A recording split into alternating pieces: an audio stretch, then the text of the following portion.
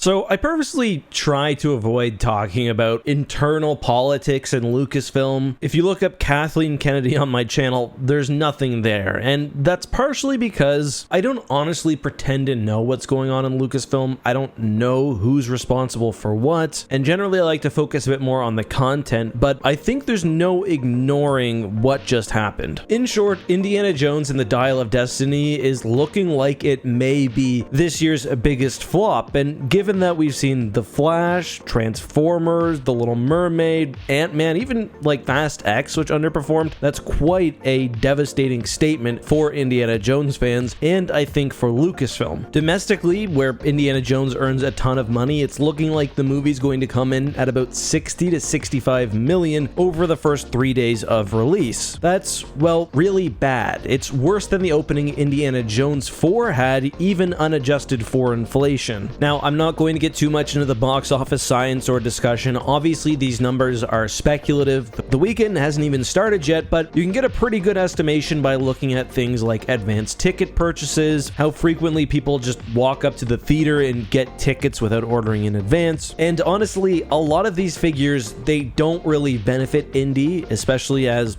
with Star Wars, these are typically pretty pre-sale heavy, with the fans buying their tickets early. Now, I talked about The Flash earlier. Realistically, it will have a better opening than The Flash, and it probably won't see the same really drastic drop-off that movie did. However, Indiana Jones is a very expensive movie, with rumors of the budget being north of $300 million.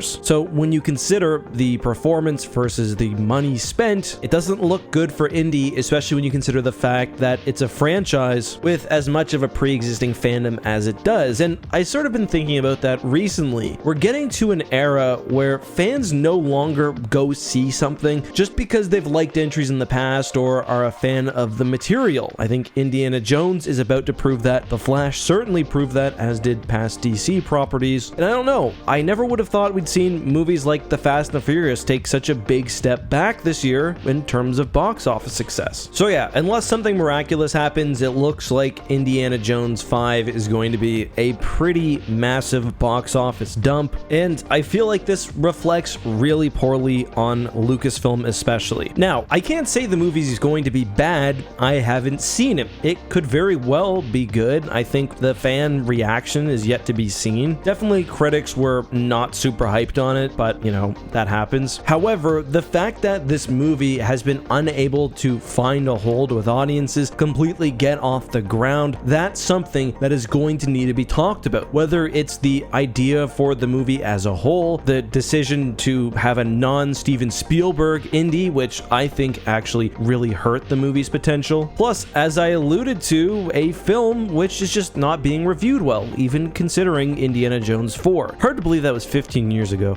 I went on a date in high school to that movie. Anyway, I think there is definitely the argument that fans are not interested in seeing the grumpy old version of their favorite characters anymore. You know, we heard that with Indy, with Luke Skywalker. Compare that to, say, Top Gun Maverick, where Tom Cruise is, yeah, a little grumpier, but he's still pretty much doing the same thing. I don't know, I just find that a little bit disappointing. You know, Harrison Ford had a really good interview when he talked about what he found interesting and compelling in taking this movie. Coming to terms with your youth no longer being there, finding joy in growing older, dealing with legacy, and all of those things I think are compelling topics for our society. And I think it's kind of disappointing if we can't get action movies even which deal with those ideas in a compelling way. I understand totally the idea of wanting to keep heroes sacred, but I mean, I don't know what happens in Indiana Jones 5. I do get the feeling that people aren't interested in an 80-year-old Harrison Ford, and maybe that's fair given what the past movies have been like. Personally, I'm a huge Indiana Jones fan. For me though, the character and the universe is something that I don't love in the same way as I do Star Wars. What makes Indiana Jones so special is his individual adventures. The places he goes, the characters he meets, the sort of undercurrent of history unraveling in a fun, poppy sort of way. It doesn't really matter so much to me whether it's the same Indiana Jones that was in the Temple of Doom or Raiders when I'm watching The Last Crusade. I'm just invested in the individual story. Either way, it's bad for Lucasfilm. I won't say it's as bad as, say, Solo, or even, I guess, the not failure, but disappointment not reaching the full potential of The Rise of Skywalker. Skywalker because, well, we've seen an Indiana Jones movie get underwhelming reviews and underwhelming ticket sales. Like, I wouldn't have not believed you had you told me this was a possibility a year ago. Solo, on the other hand, for a Star Wars movie to lose money in the box office, or at least to come close to losing money, I don't know exactly how the accounting works there, that to me was pretty much unbelievable. So yeah, it might be time to clean house, to look at leadership. I think maybe the studio needs to take more control over individual movies, not necessarily artistically, but at least being more careful in who they decide to hire. But I don't know, I just get the feeling like viewers aren't putting up with things they don't want to watch just because it's a part of their fandom. I feel like pretty much all of the recent Marvel phase has struggled, maybe not Guardians of the Galaxy 3. Secret Invasion apparently isn't getting good viewership despite having Samuel L. Jackson involved, and you can say the same thing with Harrison for Indy. I don't know, it's not necessarily a negative thing either. I hope that this encourages Disney and Lucasfilm to make content that's good. I wasn't impressed by Secret Invasion from the first episode I saw. I also really wasn't impressed with the new Ant-Man movie. It sounds like they haven't made something people want to watch in the new Indy. It stinks. The person I feel bad for, though, Harrison Ford, he's 80. He's got more money than he'll ever be able to spend. I don't think that this was really a money-making project, at least solely for him. He's,